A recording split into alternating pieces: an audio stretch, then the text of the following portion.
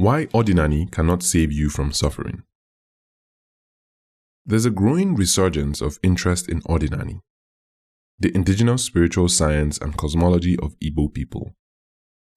As more people seek a return to ancestral roots, reconnecting with Odinani has brought a deep sense of clarity, purpose, and identity. But with that return comes an important truth that often gets overlooked. Odinani will not and cannot save you from suffering. Not because it is weak or ineffective, quite the opposite. Odinani reflects reality so deeply and truthfully that it refuses to lie to you about life. And one of its most clear truths is that suffering is a necessary part of the human experience. Pain is not the opposite of spirit. Unlike many religious systems that try to cast pain as something to be escaped or as punishment for wrongdoing, Odinani does not demonize suffering. Instead, it teaches us that struggle is woven into the fabric of life itself. Odinani is grounded in the way things are on earth.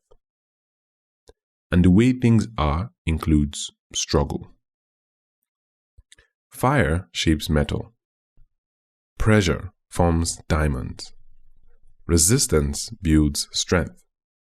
Suffering is the forge of transformation. Odinani mirrors earth, not a mythical heaven. Odinani is not about detaching from the world. It is not a fantasy escape from the trials of life. It is, at its core, a mirror of natural law, grounded in the principles and cycles of the earth. It honors balance, ofonaogu, destiny, akarakachi, and the invisible intelligence within nature. But it does not pretend that nature is without chaos, predators, storms, or death. To follow Odinani is to be brutally honest about reality. Rain falls on both the just and unjust. Illness visits the wise and the foolish alike. Even the most spiritually gifted will face grief, loss, confusion, and tests of character. Because suffering is not always evidence of spiritual failure. It's the terrain of human life. Struggle fuels evolution. From an Odinani perspective, struggle is the friction that sharpens destiny. It is through challenge that the human spirit expands. Pain forces us to innovate, evolve, create, adapt. Just as seeds must break open to sprout, so too must we endure discomfort in order to grow. Agu, as we know it, often visits the most turbulent souls, not to destroy them, but to initiate them into deeper truths. This is the paradox. The very thing we try to avoid is usually the gateway to wisdom. Suffering can be sacred. What Odinani offers is not a way out of pain, but a framework for understanding that pain can be sacred. It teaches us to ask, what is this struggle revealing in me? What part of my destiny is being called forth?